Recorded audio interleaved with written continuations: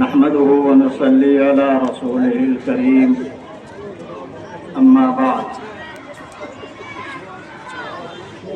جناب صدر ناظم صاحب اراکین مدرسہ اور معزز حاضرین،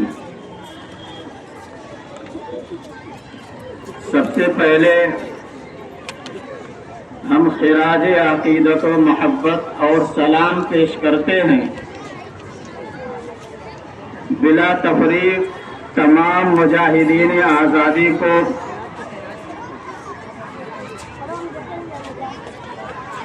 آن جہانی ڈاکٹر بی آر امبیڈکر اور ان کے ساتھیوں کو اور دستور ساز اسمبلی کے ممبران کو، جن کی کاوشوں سے ہمارا یہ ملک ایک جمہوری ملک بنا۔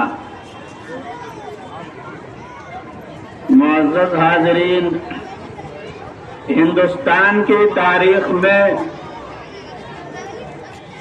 انگریزوں کا دور ایک سیاہ دور تھا،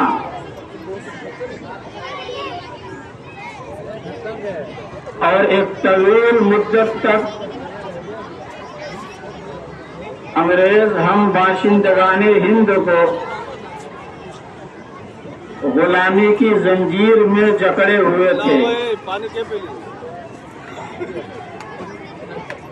تقریباً 200 سال تک اس غلامی کی زنجیر کو توڑنے کے لیے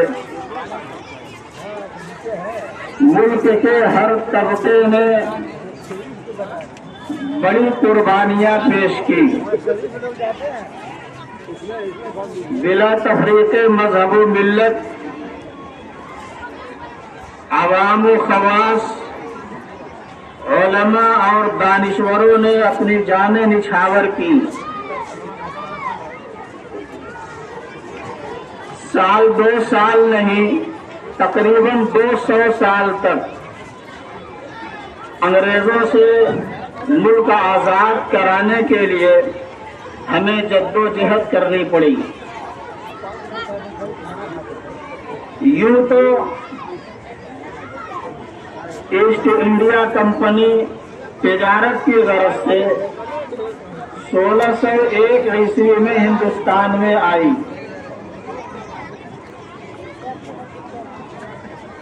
اس کی آمد تو تجارت ہی کی غرض سے ہوئی تھی، لیکن جب مغلیہ حکومت کمزور پڑی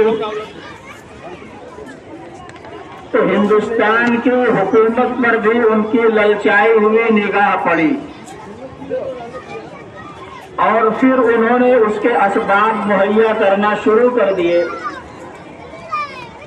تاجروں کے لباس میں برطانیہ سے فوجی آنے لگے، سامانوں کی آڑ میں اسلحے آنے لگے، اور پھر دھیرے دھیرے انہوں نے ملک کی حکومتوں پر قبضہ کرنا شروع کر دیا۔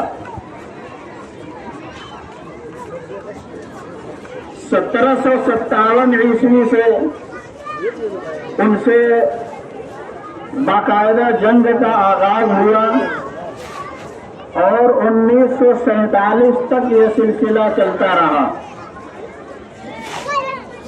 مسلمانوں نے اس میں بڑھ چڑھ کر کے حصہ لیا۔ علماء اپنی خانقاہوں سے، ائمہ اپنے ممبروں سے اور اپنے مسندہائے تدریس سے نکل کر میدان جہاد میں آئے، اور اس طرح سے 1947 عیسوی میں یہ ہمارا ملک آزاد ہوا۔ جب ملک آزاد ہوا تو اب یہ سوال ہوا کہ یہ ملک کیسے چلے۔ ایک دستور ساز اسمبلی وجود میں آئی، جس کے کل اراکین 389 تھے، لیکن ملک تقسیم ہوا اور ممبران کی تعداد گھٹ کر 308 ہوئی۔ اس اسمبلی نے یہ طے کیا کہ کہ اب مطلق العلانی اور شہنشاہیت کا دور ختم ہو گیا، اب ظلم و استبداد کی تاریکی سے ہم نکل چکے، اب آزادی اور مساوات کی روشنی میں ہمارا ملک یہ سفر طے کرے گا۔ لہذا اسمبلی میں قانون سازی کے لیے ڈاکٹر بی آر امبیڈکر کی سربراہی میں ایک 7 رکنی کمیٹی تشکیل دی۔ اس کمیٹی میں ایک مسلم نام بھی آتا ہے جنہیں ہم سر سعد اللہ کے نام سے جانتے ہیں۔ یہ بڑے ماہر قانون داں بھی تھے اور انگریزی حکومت میں آسام کے وزیر اعظم بھی تھے۔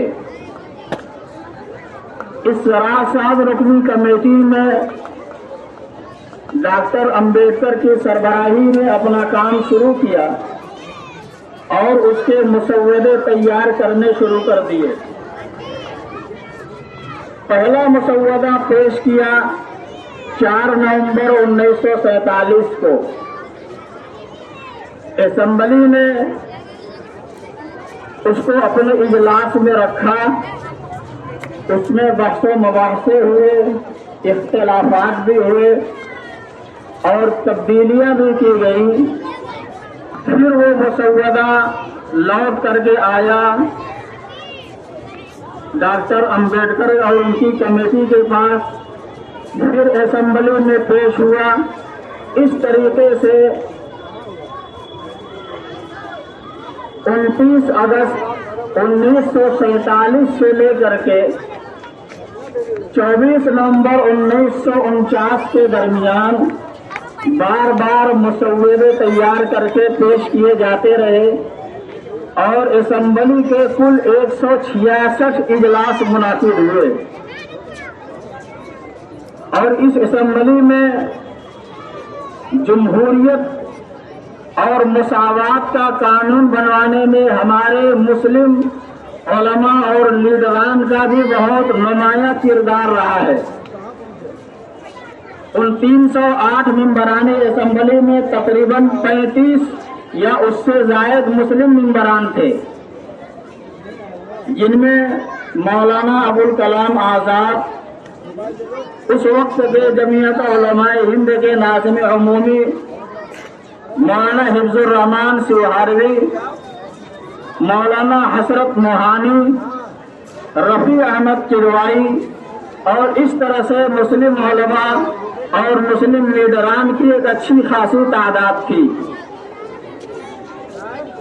ہمارے ان مسلم اکابر نے، ہمارے لیڈران نے انتھک محنت کی اور کوشش کی اس بات کی کہ ہمارے آئین میں سب کو برابری کا اور مساوات کا حق دیا جائے۔ لہذا طویل جدوجہد اور محنت کے بعد، بحث و مباحثہ کے بعد، بالآخر 26 نومبر 1947 کو آئین ہند پاس کر دیا گیا۔ اسی مناسبت سے ہر سال 26 نومبر کو دستور ہند یوم آئین ہند کے طور پر منایا جاتا ہے، اور پھر 24 نومبر 1947 کو آخری مختصر سے اجلاس میں ممبران نے دستخط کیے، اور 26 جنوری 1950 عیسوی میں صبح 10:18 پر اس کے نفاذ کا اعلان کر دیا گیا۔ یہ جمہوریت جو ہم کو ملی ہے، بڑی محنت، بڑی قربانیوں کے ساتھ ملی ہے۔ ہماری یہ ذمہ داری بھی بنتی ہے کہ اتنی قربانیوں اور مشقت کے بعد جمہوریت اور آزادی کی جو نعمت ملی ہے، ہم اس کی قدر کریں اور اس کو بچانے کی بھی کوشش کریں۔